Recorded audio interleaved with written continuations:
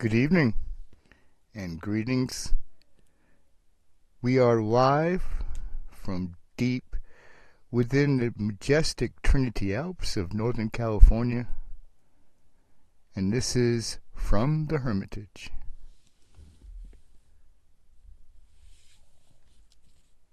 Good evening, everybody. How are you? Good to see everybody tonight. Welcome, as I said earlier in my post, to the most audience-free stream on YouTube. Streaming from the side of a mountain via satellite, no less. And we are here at the Dharma Wheel Hermitage. I have my two co-hosts who are actually, it's kind of crisp this evening. They're kind of huddled in the house. And I'm going to have to go poke the fire a little bit here in a second. I got my fire poker though. See, one always has to be ready with their fire. You got to have a fire poker, right? Poke, poke. So anyway, good evening and welcome. I guess I'll give a little bit of an update on what's been going on up here, but it's been pretty smooth. My goal when we landed here on October 5th was to have the base camp completely finished and ready for the storms, the winter storms, by 1 month, November 5th. And we did it almost really to the day. Still waiting on delivery on a couple of items. The picnic table, the cool picnic table that I'm going to paint maroon, which is really going to complete the sort of outside area of the base camp. And it'll be very useful for the holidays coming up. I mean, we got some eating holidays, as we call them, in where I come from, coming up, and Thanksgiving and Christmas, and be a good place to sit and take our meals and whatnot out here. So looking forward to getting that and painting it. And then we have a weekend storm coming up. And this will be the third kind of storm that we've had. We've just been through two in like the last month. We went through one earlier this week and talk a little bit about that. And I learned a lesson, and we picked up an extra piece of equipment because of those storms. So, but none the worse for wear. The camp has been holding up really good. The storms were pretty whipping. A lot of wind and a lot of rain, and not a stitch came loose on the camp. I actually expected the sign to be somewhere in Oregon when we went down front to check, and it was just a little bit crooked, and that was it. And so kind of a little bit proud that it seems like I put up a good solid homestead up here, and we're finished, more or less finished. We got delivery of a couple items and got to set the picnic table up, but other than that, it's done for the time being, because we really have to knuckle down and pay attention to surviving these storms, which will become a little bit worse before they get better. But there'll still be plenty of nice days. Like tonight is gorgeous up here. We've got a moon rising over the horizon. I wish you guys could see it. I need more and better cameras, but we've got a gorgeous moon rising on over us. It's a little bit hazy clouds, but we still got plenty of stars and everything like that out. It's about like 40-ish out right now, but of course I'm right near the fire, so I've got some warmth going on. So it's not terrible bad. It's very, very calm, which is nice. That makes these fireside chats really easy to do. We got the coyotes there. There's the boys going off again. We have the coyotes chiming in. All right, okay, boys. Okay, the coyotes heard you. Hey, hey, hey, hey, hey, hey, hey. Not again this week, guys. Hey, seriously.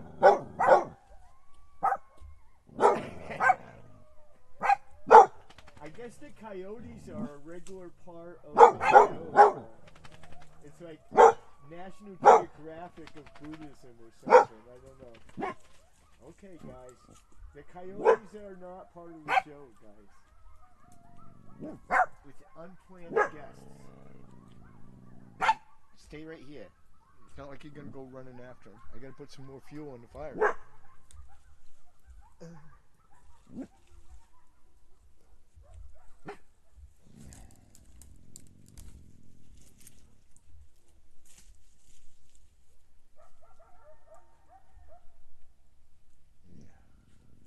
that up a little bit.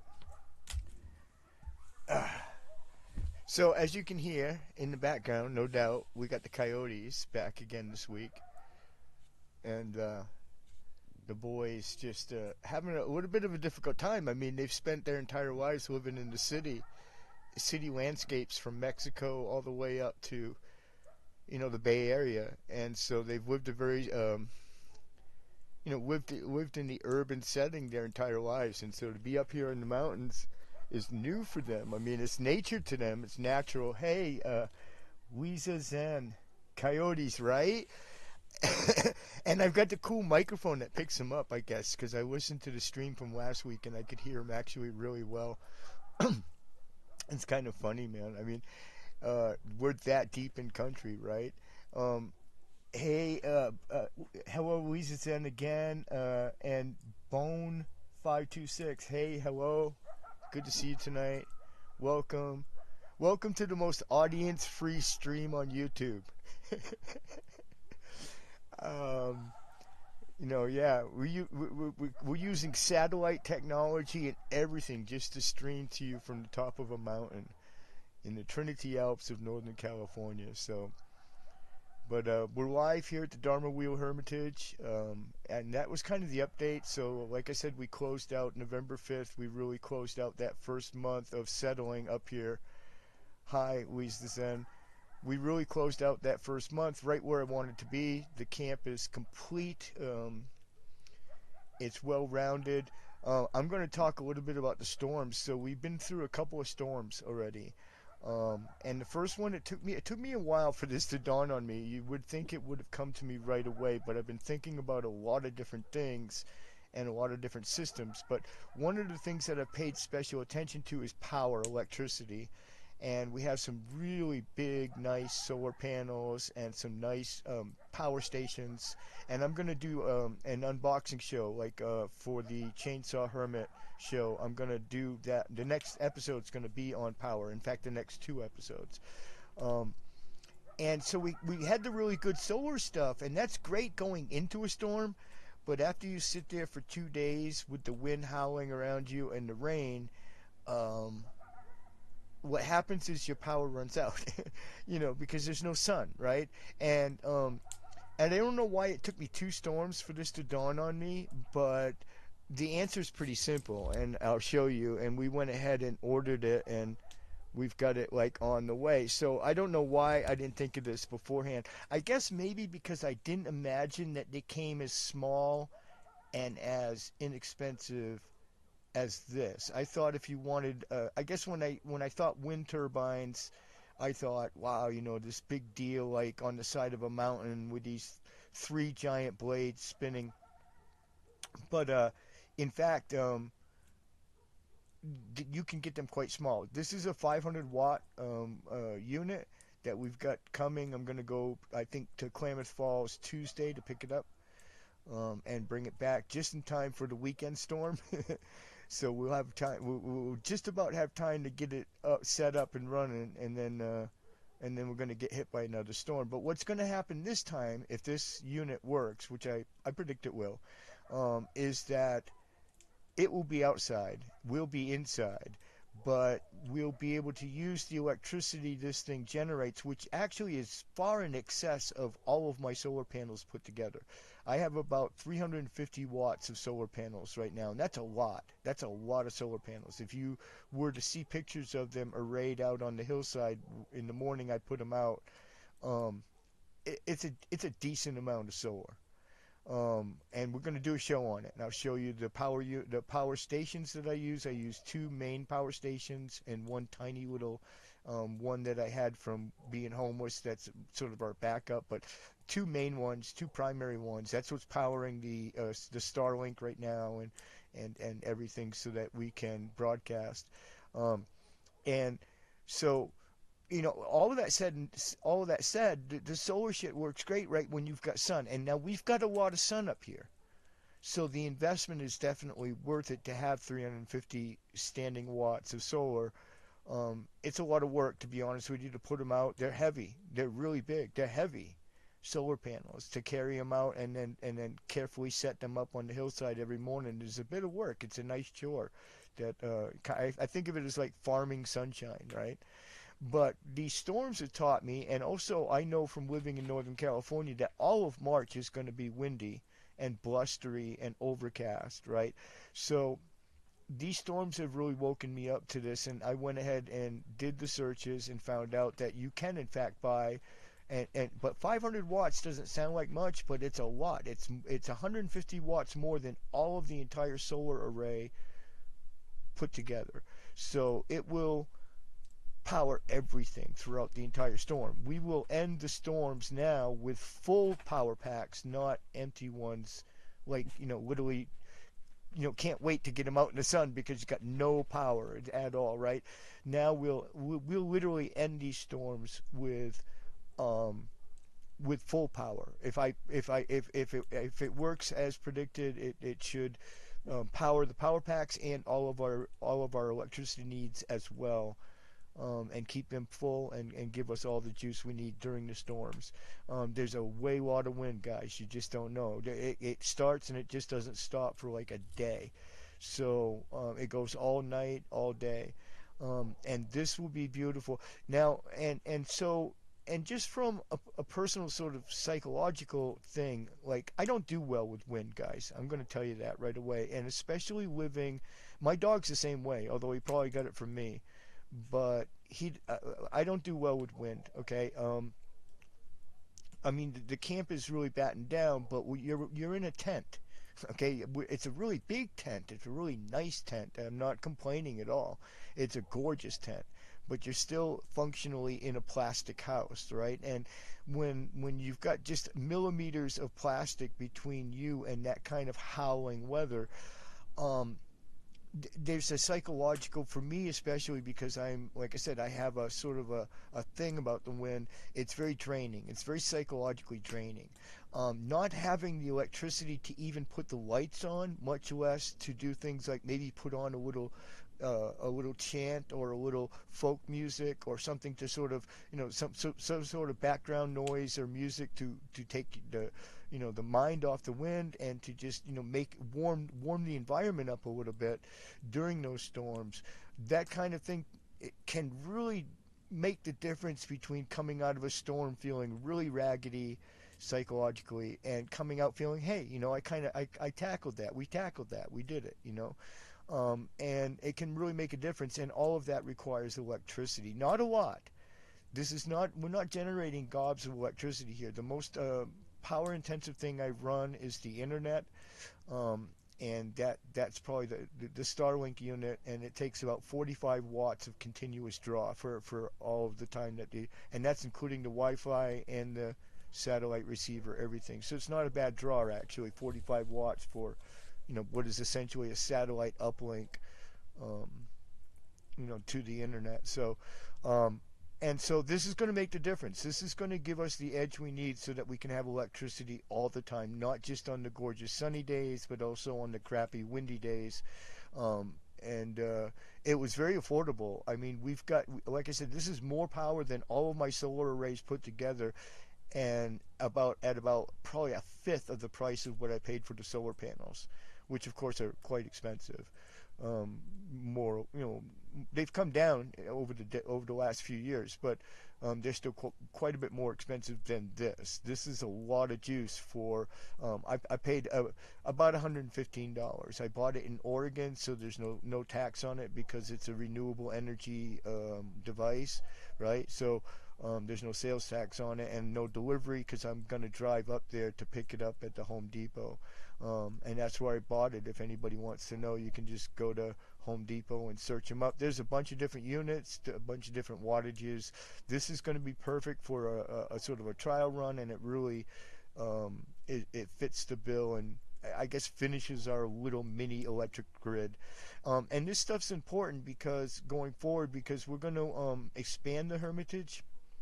And I guess slowly but surely I'll sort of sneak up to the big announcement, but we are going to expand the amount of property that we hold for the Dharma Wheel Hermitage. And I guess that's a cat out of the bag kind of thing, but the reason for that is the adjoining property has a well that was a professional, like a real well. Um, but in order to make that functional and provide running water for the Hermitage and the guests to the Hermitage mostly, um, in order to do that, we're going to have to master this electricity thing, and this is exactly the kind of setup we're going to need. We're going to need a power unit, a solar panel, and probably a wind turbine, so that we can have plenty of juice going into that power pack, even on crappy days. And that will be fixed. That will be at a fixed location, which makes it even more difficult. It has to work even better. So we have to sort of master these technologies to be able to run the well, and that's really about it. But I mean, I'd like to also provide a little bit of electricity we're going to provide one camping pad for an RV, one RV pad, and I'd like to be able to provide power to that parking pad for the RV. And that's for you guys. We're not putting an RV up here. I live in a tent, but it's for if a retreatant wants to actually bring an RV here or an entire retreat. Um, Either an individual or an entire retreat. If they want, like, say, if the Insight Sangha wanted to come retreat here, um, one of their options to provide facilities for the retreat, because it's very rustic up here, it would be to pull an RV up in here, and we want to provide an area for that ahead of time. So we're gonna have a leveled off parking pad for big enough for an RV, a fire ring, a picnic table, and then running water for the RV, and power for the RV. So that if, like I said, if some sangha did want to do a retreat up here, um, probably the best way to do it would be to rent an RV in Reading or Alturas, and use that to, like, cook the meals in, sort of, and then you can also provide hygiene, certain basic hygiene to the retreatants in there. And then separately from that, we're going to have a tent camping site. I think big enough for 5 tents. We're going to have 2 picnic tables, 1 big fire ring, and enough space around that area for 5 tents. Although retreatants will be free to just, as Lama mentioned on his video, retreatants will be free to you can just grab your sleeping bag and sleep anywhere on the mountain. I mean, that's on our property. It'll be fenced, so you'll know the limits. But I mean, you'll be free to just sleep anywhere on the property, out under the stars. That would be kind of the idea of coming here. The unique property of this place will be that idea of being very much an outdoor, sort of hermitage, outdoor area for retreats. So there it is. That's the final piece of gear. We go Tuesday to pick that up. I don't know when Ace is delivering my picnic table. There may be problems getting up the mountain because the roads are still semi-impassable from the last rainstorm. That's part of the problem up here, is when it rains, we have to plan ahead of time up here on the mountain. It's a dirt track. Our road is a dirt track that will become instantly impassable with less than half an inch of rain, right? Uh, yeah, I know. I'll get rid of it. You want me to get rid of it? I like my turbine. I'm anxious to go get it. I hope it works, but I think it will. Actually, somebody sent me a picture today. There's another person lower in the valley on the property that has one of these mini turbines. Probably a 1200 watt one, it looks like. It's a bit of a different design. I kind of like his design, the one that he has too, as well as the one we've got a 5-blade one coming. It's not actually a 3-blade one that I put up, but it's a 5-blade one coming. But it's one of the traditional spinny ones with the fin on the back, right? And it will sit on a pole, but it'll be able to spin with the wind. The tail will keep it pointed into the wind, right, sort of.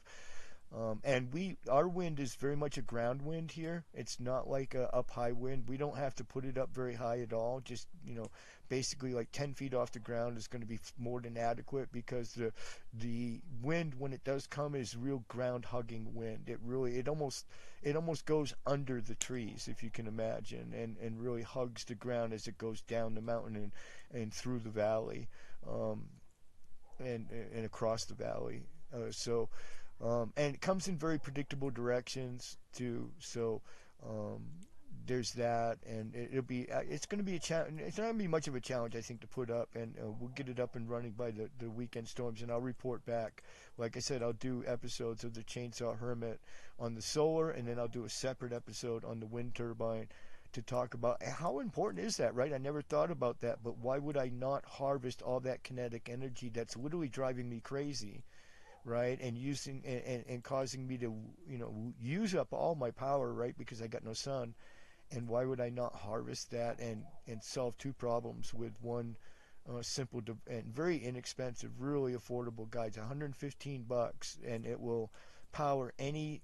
This is a fairly large size camp now at this point, guys. I'll show you pictures during the day. At some point, I'm actually going to do a tour too of the finished camp when we get the picnic table done and everything. But hey, I don't know if my friends from down in the valley are on tonight. I got my hot chocolate. I broke into the precious Swiss Miss for tonight, and I got my cool Yeti mug.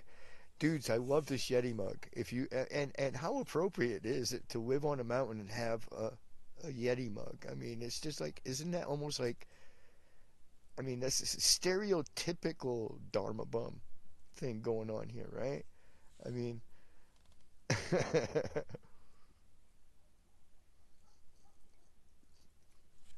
so that's my update for the Hermitage. We're all done. We're gonna now sort of ease into take a little bit of a rest because me and the boys have actually been going since spring.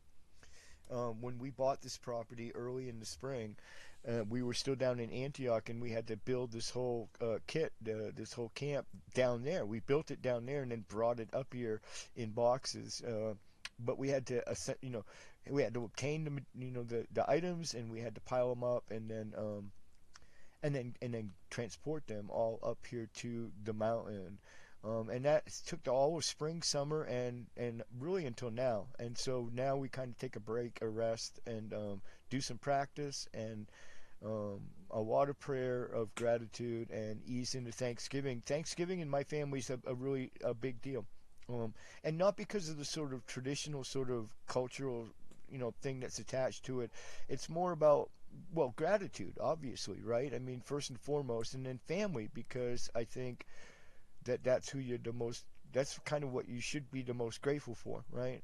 And so I'll gather with my little family, and and I'm not just talking about the boys, my sister and her friend and whatnot, and we'll gather together, and it's a time to break bread and to be grateful and to recount all the things and I think this year more than ever, me and my family have a super lot to be grateful for, right? I mean, we're all up here in this wonderful Trinity Alps of Northern California. We got incredibly affordable, incredibly majestic and beautiful properties, um, and so there's just so much, so much to be grateful for. And I'm very grateful for the chance to build a place for the whole Sangha, to build something that's not just my own little corner of the world, but to build something that I really feel that once we get the meditation platforms built on the mountainside, I'm going to put up little meditation platforms all dotted all over on the really juicy spots. Like, I'm going to pick them, right? It's going to be places that I want to meditate, and rather than sit my butt on the lava rocks, I'm going to I'm going to build little platforms to put your meditation cushion on. So because it's very rocky, it's been pointed out by Lama and by others that this terrain and this place very much resembles the foothills of Tibet, right down to the fact that it's almost all juniper trees, which is a trait of the foothills, and then the rocky, stubby grass out and the rock outcrops everywhere. That is also very typical of Tibet. It feels very magical. Like I don't want to say it feels Tibetish. I've never been to Tibet, so how the hell would I even know, right? But I think that it and then I'm reading this book too, and it literally described it the same exact way. I'm reading this book by this Tibetan. It's actually written by a Lama, and a Tibetan Lama, and it's a story about Tibet. And so he describes the landscape, obviously from firsthand experience, and it really does sound a lot like the Hermitage. To be honest with you guys, exactly like the Hermitage. I think it's probably a lot more severe the winters there and stuff like that. We get off very easy. We dodge a bullet here in Northern California.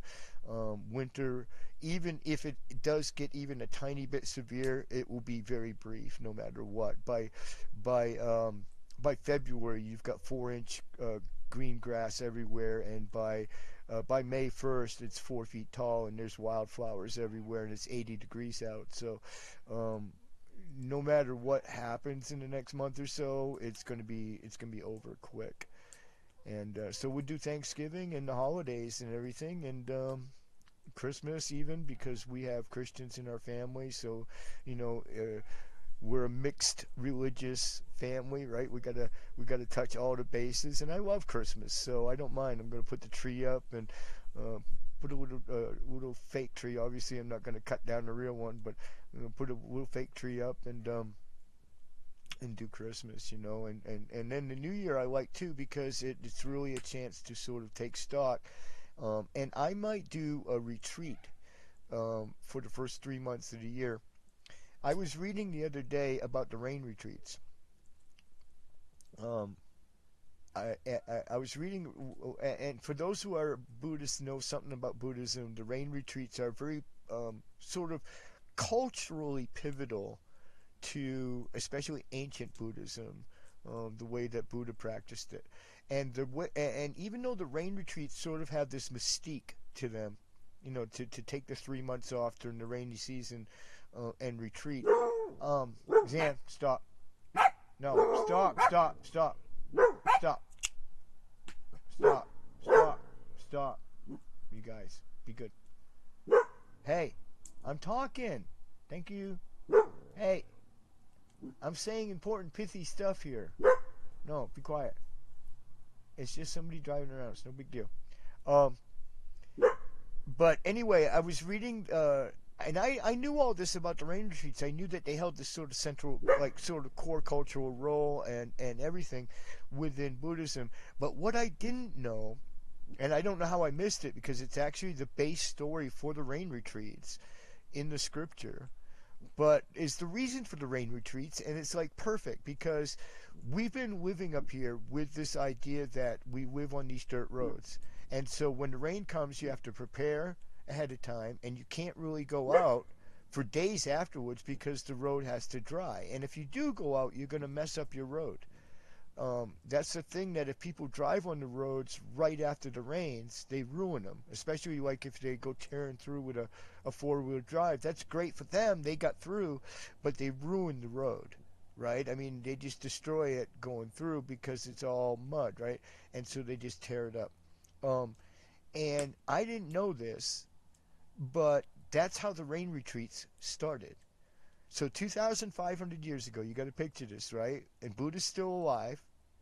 Okay, the Lord Buddha is still alive, walking the earth, and he's got thousands of followers, right? And they're tromping everywhere. They're going all over northern India and Nepal and whatnot, you know. And during the monsoon season, the locals came to Buddha and they said, look, man, we love all your people and everything. This is really cool. But when you guys tromp around during the monsoon season, you're tearing up the roads and making them even worse and more impassable than they already are. So could you just not do that? And so the Buddha thought it through and thought, well, okay, so every year we're going to have the rain retreats, and all the monks are ordered to stop moving around and go into the rain enclosures, which eventually became the monasteries, right, of Buddhism. So that's how it kind of all began, and it just seems to me that's so appropriate.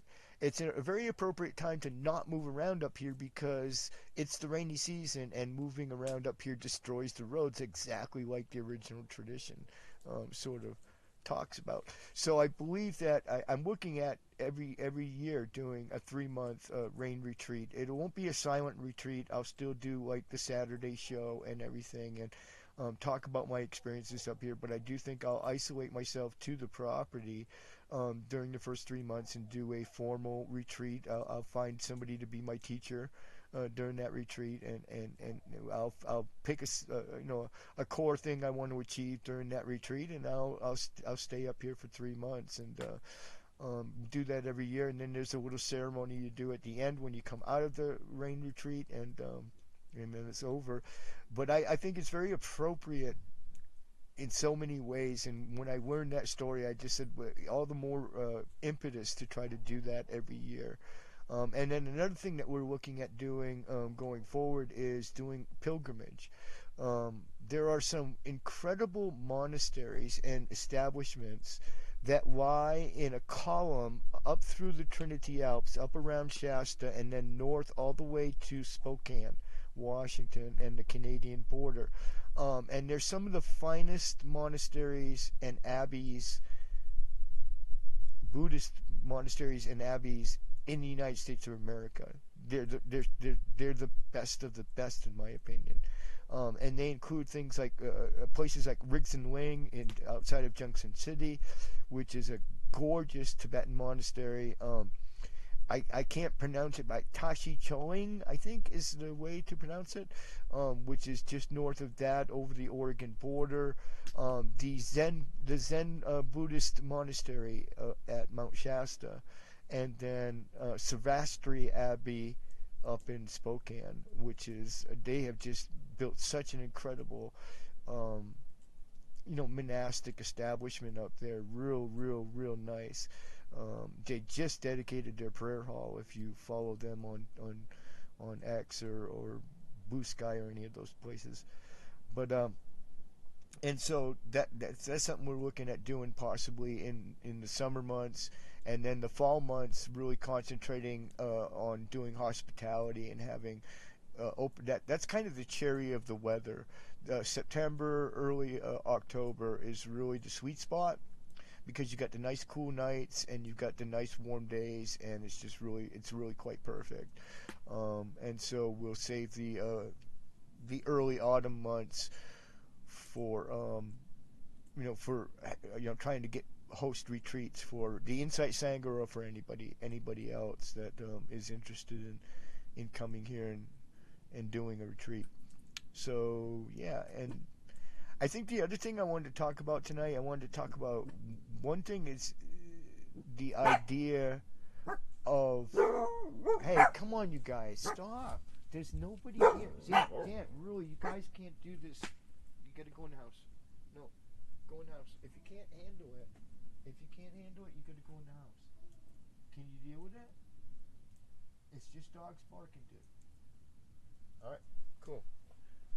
Because I'm talking to my friends, alright? So just chill. Oh my god. I might have to put some logs on the fire. Getting cold up here. Lava rocks are known for their healing calming properties. Wonderful for so many purposes.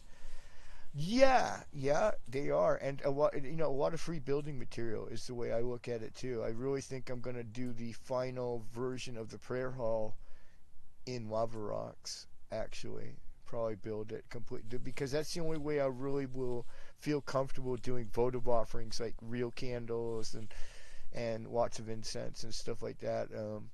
I'm just too scared of fire getting loose up here. So, but yeah, I'm gonna put some logs on the fire, guys. Hold on, I gotta make sure I don't kill myself here while I'm doing it.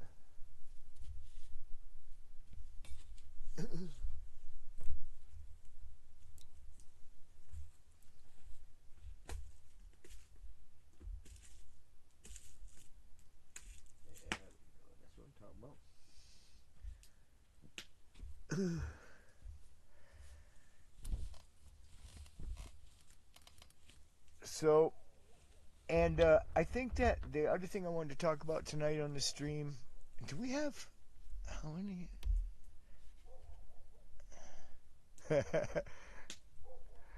Most audience-free stream on YouTube. Anyway, a lot of people actually watch the replay. Like, I get more views on replay than I do live anyway. So, but one of the things I wanted to talk about tonight is the difference between and the roles of teachers versus builders within the sangha. We're having some discussions today in the Discord with the Discord that's for the sangha. It has about 400 people in it, and a lot of things were getting talked about. It got a little bit intense, I think, the discussion, but I think you know it, I don't ever want to be a teacher. I really don't, and for the reasons I talked about in the Discord. Um, I just don't think I have the temperament for that in the Western culture and the way that Western students treat the idea of the Lama and the idea of the teacher. I think is sometimes dysfunctional. But anyway, it's a hard job being a teacher, especially here in the West, and to teach Western converts, especially difficult, especially challenging for the teachers. Um, and then there's the role of builders within the Sangha, which I don't think get a lot of people don't really think about them because they're not the ones sitting on the stage, giving out all the wisdom. Uh, they're the ones who build the stage. Okay, uh, and that has to happen.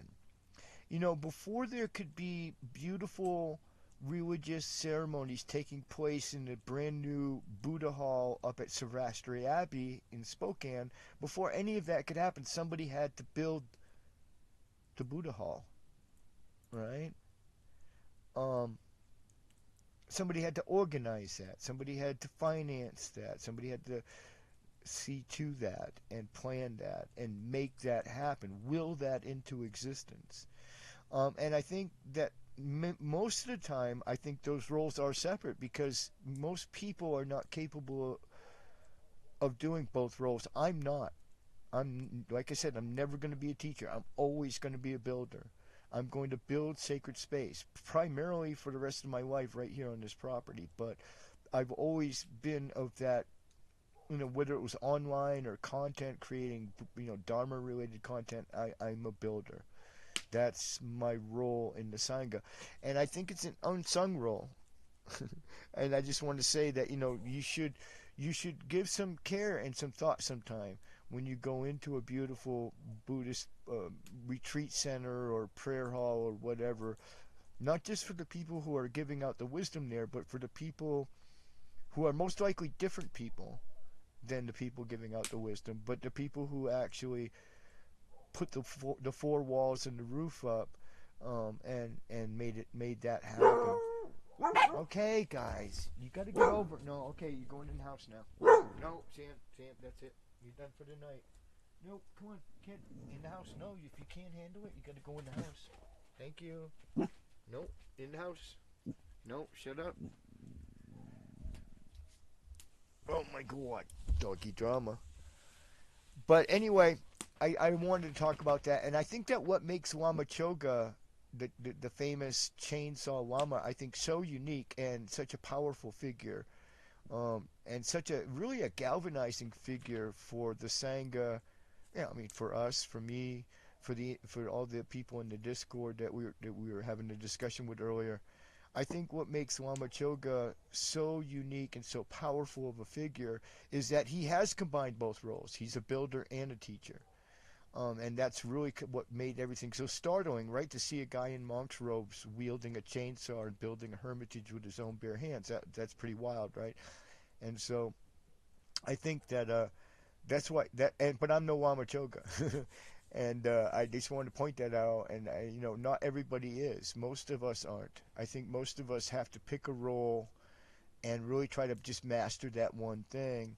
And that's about all we can handle because we're mere mortals, right? So, um, and that's me. And so but give a thought to the people who build the monasteries, not just the wonderful saints who live in them, because they too are doing everything they can to like sort of push the Dharma. I mean, the Dharma needs a home in your heart. That's true.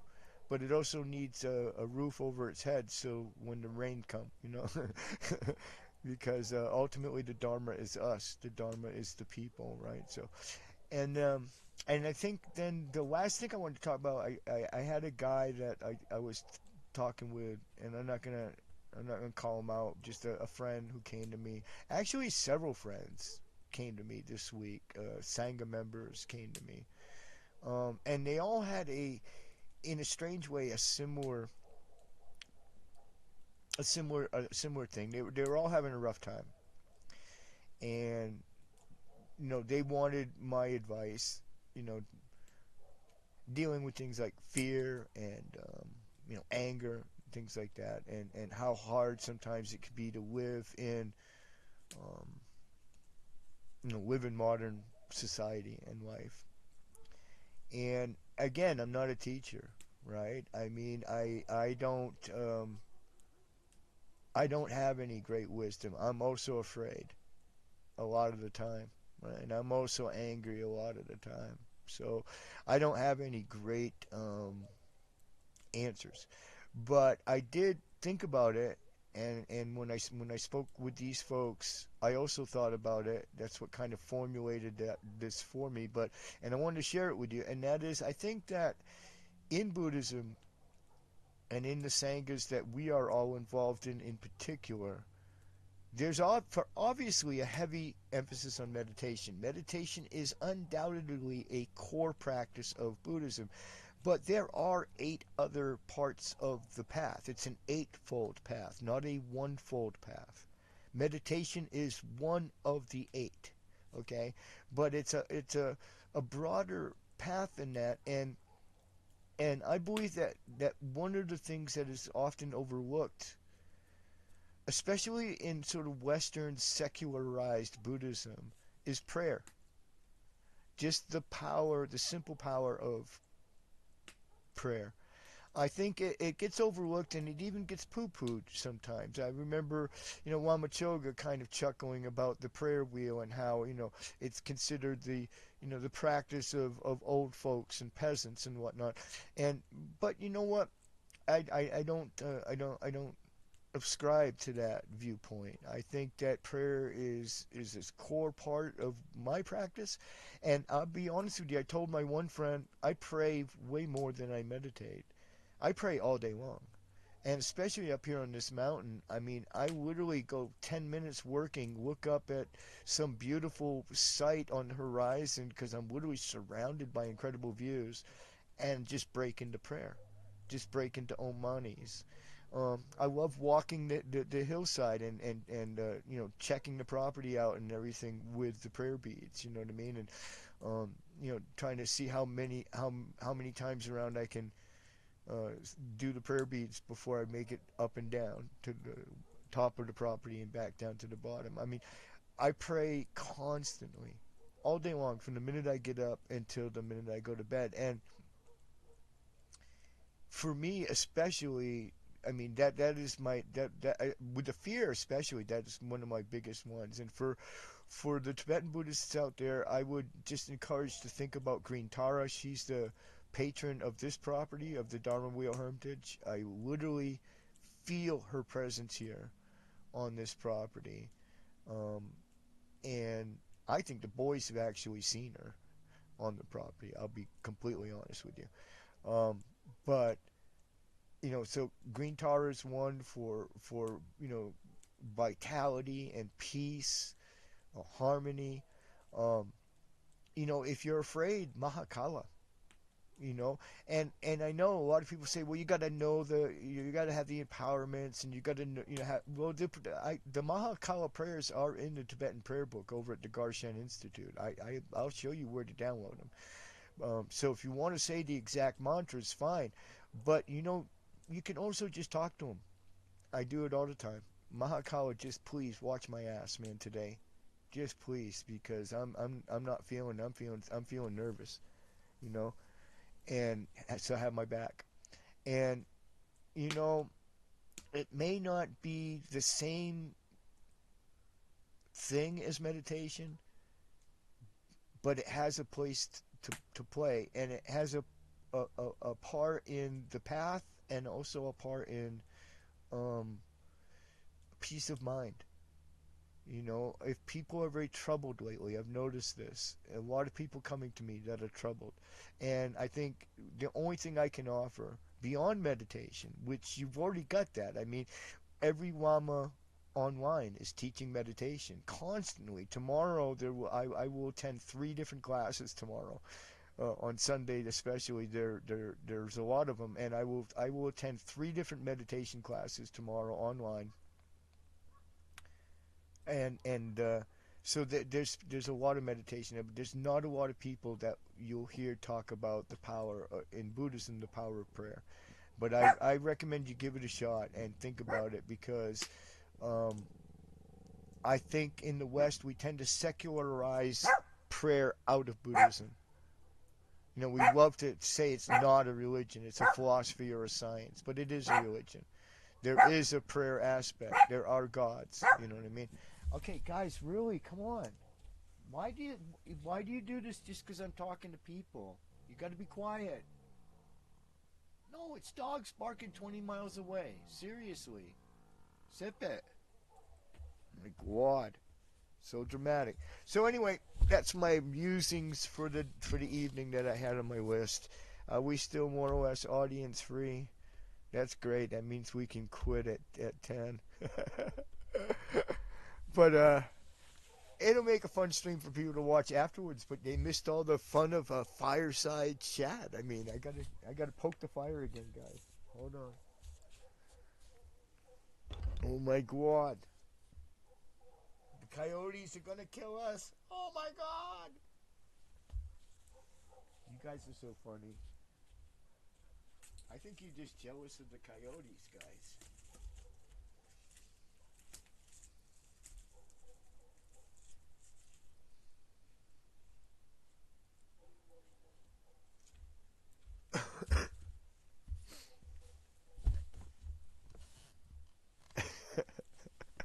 No, they're just barking at the dang coyotes. We're like National Geographic of like Buddhism or something. I don't know. It's funny, but it's beautiful up here, and I think this place is gonna change a lot of lives. Actually, I really do. I think when it's finished and people can start coming here safely, there's a lot of magic on this hillside. A lot of magic in this valley, and so a lot of hope here. You know, a lot of peace. And I think that's what people need more of, you know, nowadays. I think, I don't know.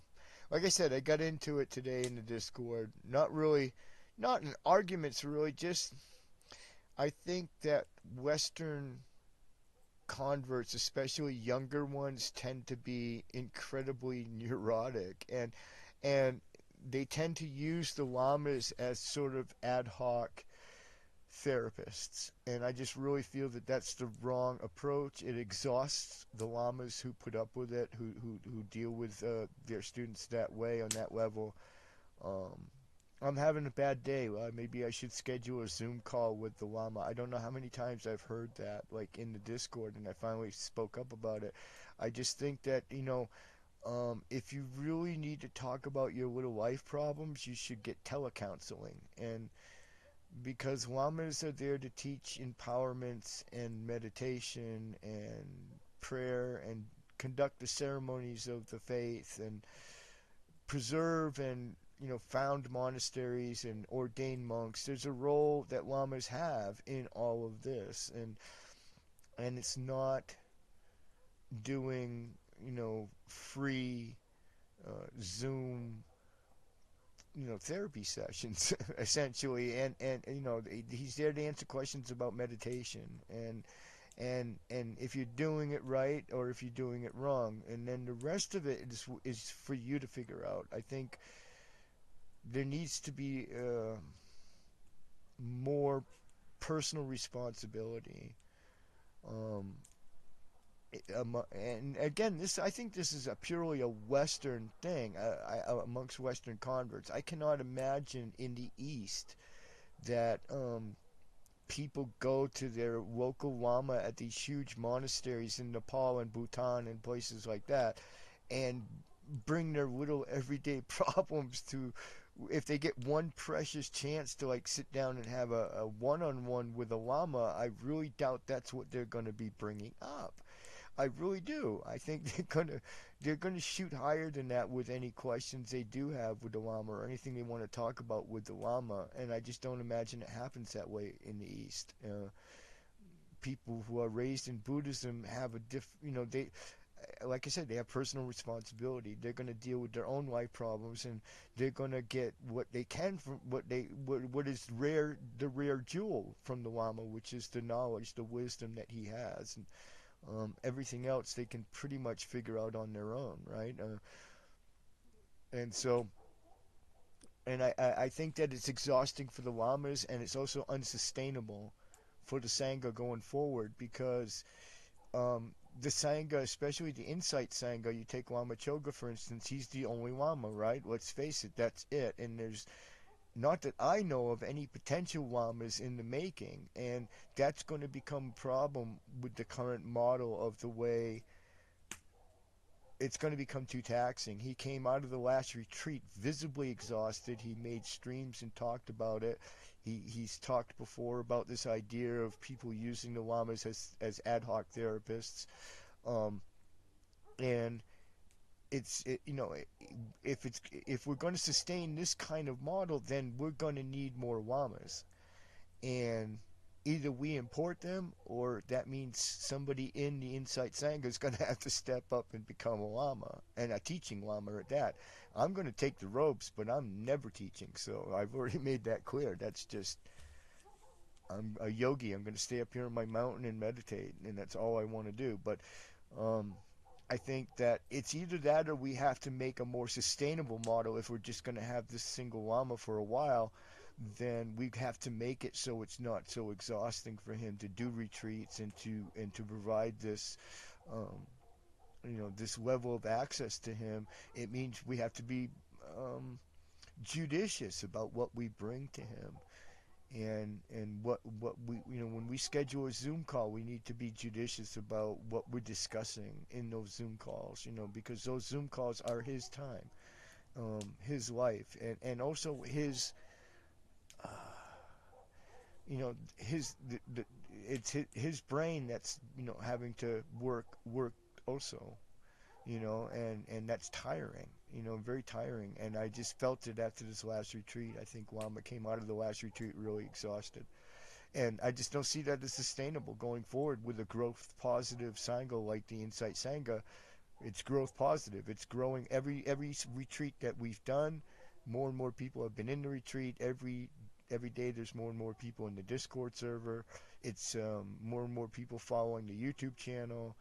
Um, so it's a growth positive thing, which is neat. That's cool, but you also have to think about sustainability. And rather than, I think it's in the Discord, I think some folks were concerned with the way that my ideas and my arguments affected their own little personal lives. But zoom out for a second. It's not really, I wasn't thinking about that. What I'm thinking about is the health of the overall Sangha as an organization, as an organism. How do you make something like that sustainable for the long term? And I just don't think that. I think that we maybe have to look at, like I said, how we tax the individuals within the Sangha, and maybe also look at the fact that maybe we do need more Lamas. We need somebody to step up and start training with Lama in a formal way to teach the lineage that he teaches and to carry on and to help. That might be what has to happen as well. People might need to look in their hearts and say, hey, this is where I've got to step up and pitch in. And again, it goes back to at the beginning of the show where I talked about the builders and the teachers, and it's rare that anybody ever does both, and nobody should ever be asked to do both. But maybe it's time to pick one of those roles and step up. Um, and I think in the Insight Sangha we've got some building going on. Definitely, we've got two or three hermitages now going up all across the North and South American continent. Actually, all the way from Argentina all the way to British Columbia. So, um, a network of hermitages going up. So, somebody's building these. I know I'm building this one. So, and then so maybe we need to look at, like, how do we encourage people within the sangha organically to step up to the teaching role, and that's going to require going to lama and saying, hey, I want to teach this lineage, I want to teach this wisdom heritage that you're teaching. And I don't know, something's got to give, because I don't think the current way of dealing with it is sustainable, and I don't think it's right. I don't think it's a proper way to have a relationship with a religious teacher like a lama. So, and I guess that about settles it. I now have burned like 5 more bridges today in the Discord. So I was going to bring Lama on, and actually I invited him to come on the show, but he's still in post retreat. He was so traumatized by the last retreat that he hasn't come out of retreat, except to the surface every once in a while. But um, I think he's really still like wrapping his mind around that, and also the new direction that his life is taking and everything. So he's dealing with it quite a bit, and I wish him well, and that's all. I'm just worried about him. You know what I mean? I worry about him because my relationship with Lama has always been the friendship of a fellow content creator and um, person who wants to spread the Dharma and believes in spreading it online, that kind of thing. So, Dan, you got to go back in now. No, no, Dan, back up here. You can't run. Hey, back up here, kid. Where are you going? Dan, back over here, kid. Dan, now. Come back over here now, Dan. Xander, no, you can't just run off the property. Dan, come here. Dan, now. Come over here. Dan, back here. Dan, don't make me come after you. I'm going to trip and fall. Get up here. Dan, now. Come on.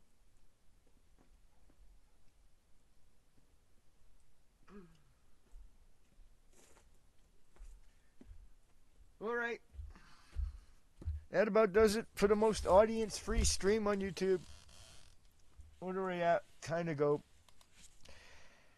Well, I hope that maybe some people will watch this on the what do you call the replay on YouTube and get something out of it.